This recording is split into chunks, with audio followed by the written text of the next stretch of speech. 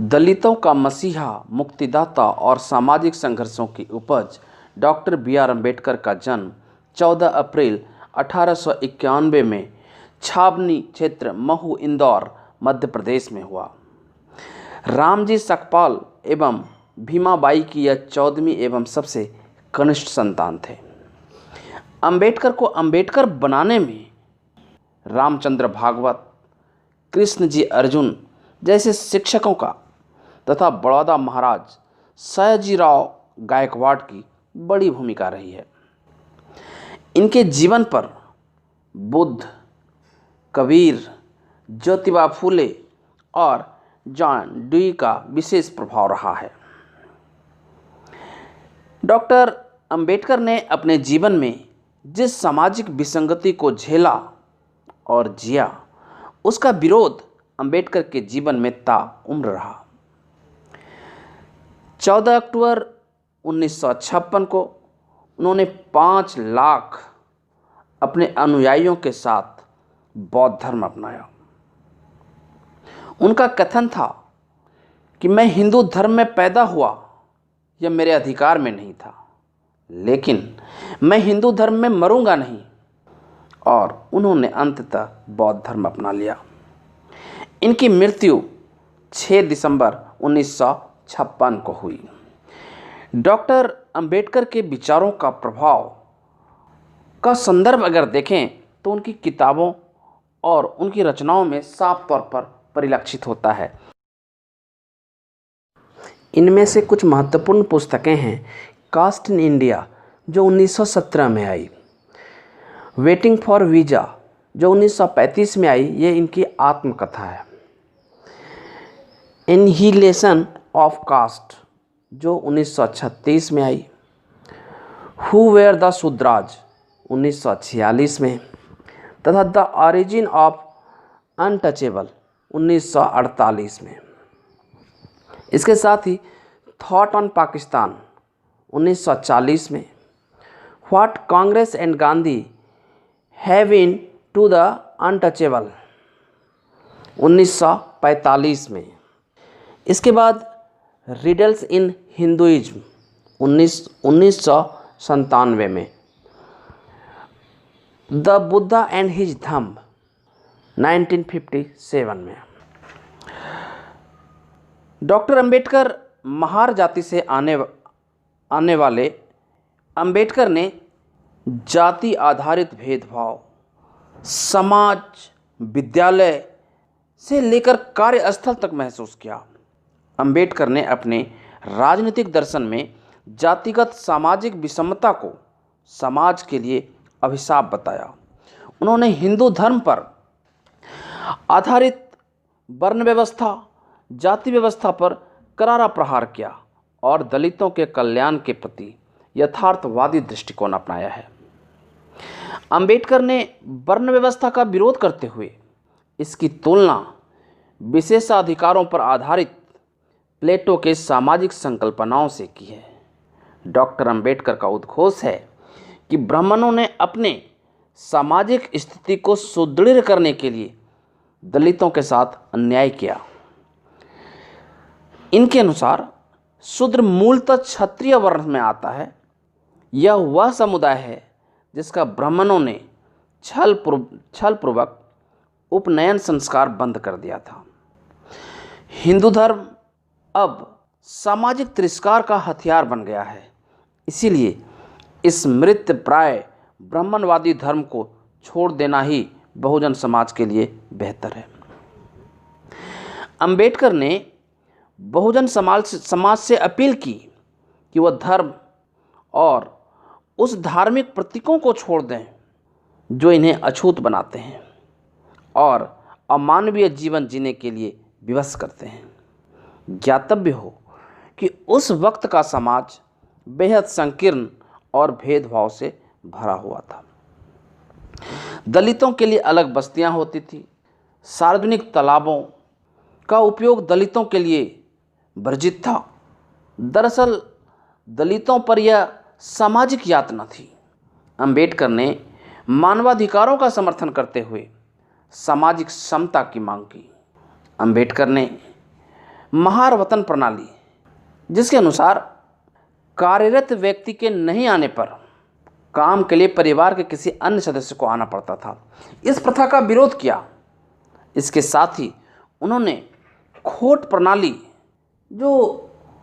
जिसके अनुसार कृषि कार्यों में जो लोग शामिल थे, इसका इन्होंने विरोध किया। कृषि कार्य के कारण जो दमन हो रहा था उसके बारे में इन्होंने विरोध किया है, जिसका प्रभाव पूरे महाराष्ट्र में था। अंबेडकर ने सार्वजनिक सड़क, सार्वजनिक संस्था, मंदिर प्रवेश एवं सार्वजनिक तालाबों को दलितों के लिए सुलभ कराने की मांग की। अंबेडकर ने अपने राजनीतिक चिंतन में उदारवादी राज्य का स्वरूप स्वीकार किया है तथा कल्याणकारी राज्य का समर्थन किया। उन्होंने सामाजिक विषमता पर सवाल उठाते हुए कहा कि किसी देश की स्वतंत्रता एवं वहाँ के लोगों की स्वतंत्रता दो अलग अलग चीज़ है। इसी क्रम में अंबेडकर ने गांधी और कांग्रेस के स्वतंत्रता आंदोलन का समर्थन नहीं किया। अंबेडकर शक्ति विभाजन को स्वीकार तो करता है तथा गांधी के पंचायती राज और विकेंद्रीकरण का समर्थन करता है, जबकि राष्ट्रीय स्तर पर राष्ट्र की एकता और अखंडता के लिए एकात्मक प्रणाली को बेहतर बताते हैं। अंबेडकर ने एक धर्मनिरपेक्ष राष्ट्र की संकल्पना प्रस्तुत की। इनके अनुसार धर्म में भक्ति आत्मा के मुक्ति का मार्ग हो सकता है, परंतु राजनीति में भक्ति वीर पूजा, अपकर्ष और संभावित तानाशाही के लिए मार्ग सुनिश्चित करता है। इसीलिए अंबेडकर के अनुसार धर्म और राजनीति सर्वथा अलग अलग होना चाहिए। यहाँ गांधी के विचारों से भी सीधा सीधा विरोध है, क्योंकि आपको पता है कि गांधी धर्म और धर्म को राजनीति के साथ जोड़ते हैं।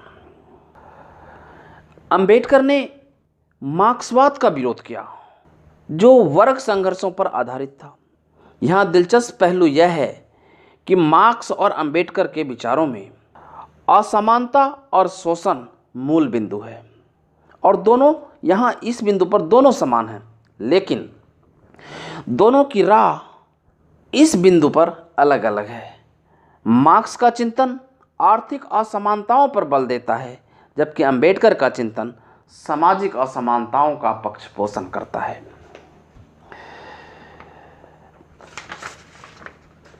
अंबेडकर ने गांधी के कुछ राजनीतिक एवं सामाजिक दर्शन का विरोध किया है, जैसे धर्म, वर्ण व्यवस्था, ट्रस्टीशिप सिद्धांत इत्यादि। अंबेडकर ने राष्ट्रीय आंदोलन में कांग्रेस नित आंदोलन का कुछ मुद्दों पर विरोध जरूर किया, मगर उनके राष्ट्रवादी होने पर कोई शक नहीं है। उन्होंने भारत छोड़ो आंदोलन 1942 का विरोध इसलिए किया कि वह पहले सामाजिक स्वतंत्रता चाहते थे। अंबेडकर पहले लीडर हैं जिसने तीनों गोलमेज सम्मेलनों में दलित चिंतक के रूप में भाग लिया, 1930, 1931 और 1932, तथा रैमसे मैकडोनाल्ड के साथ कम्युनल अवार्ड या सांप्रदायिक पंचाट जो 1932 में हस्ताक्षरित हुई में दलितों के आरक्षणों को मनवाया। हालांकि बाद में गांधी के समझाने पर अंबेडकर ने सांप्रदायिक पंचाट का विरोध किया, जिसे इतिहास में पूना पैक्ट के नाम से जानते हैं, जिसमें उसकी राष्ट्रवादी छवि निखर करके आई। बाद के वर्षों में वे संविधान सभा के प्रारूप समिति के अध्यक्ष चुने गए और स्वतंत्र भारत के पहले विधि मंत्री भी बने। हालांकि हिंदू कोड बिल 1951 में इस बिल के असफल होने पर सितंबर 1951 में उन्होंने नेहरू मंत्रिमंडल से त्यागपत्र दे दिया और राजनीति में सिद्धांत एवं नैतिक मूल्यों की मिसाल पेश की। अपने राजनीतिक कैरियर में बेदाग छवि, कर्तव्य निष्ठा एवं सुचिता के लिए अंबेडकर सदैव याद किए जाएंगे। अंबेडकर के विचारों में और उनके राजनीतिक सफ़र में कुछ महत्वपूर्ण घटनाक्रम और कुछ महत्वपूर्ण संगठनों का जिक्र जरूरी है, जिसमें सर्वप्रमुख है बहिष्कृत हितकारिणी सभा, जो उन्होंने 1924 में बनाई थी। इसके बाद एक राजनीतिक पार्टी का गठन किया, स्वतंत्र मजदूर पार्टी, जो 1936 में बनी। इसके बाद अखिल भारतीय अनुसूचित जाति संघ, यह संगठन अस्तित्व में आया 1942 में, और अपने जीवन के अंतिम लम्हों में बुद्ध महासभा, जो उन्होंने 1955 में बनाई थी।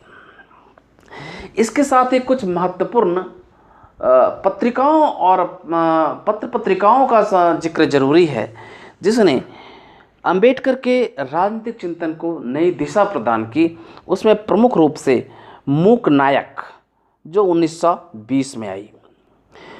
उसके बाद बहिष्कृत भारत, जो 1927 में आई।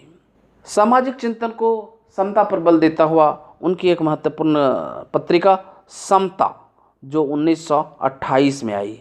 इसके बाद जनता 1930 में, और अपने जीवन के लगभग अंतिम क्षणों में 1956 में प्रबुद्ध भारत। ये पत्रिकाएं इनके विचारों को अभिव्यक्त करती हुई या इनके विचारों को समझने का एक माध्यम रहा।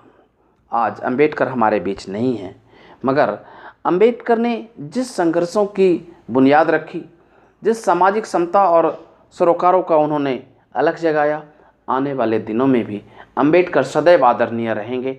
और जब जब असमानता, शोषण और मानवीय दुर्भावना से ग्रसित अगर मानवीय गैर बराबरी का जिक्र होगा, अंबेडकर सदैव सदैव के लिए याद रखे जाएंगे और वो सदैव उपस्थित रहेंगे। धन्यवाद।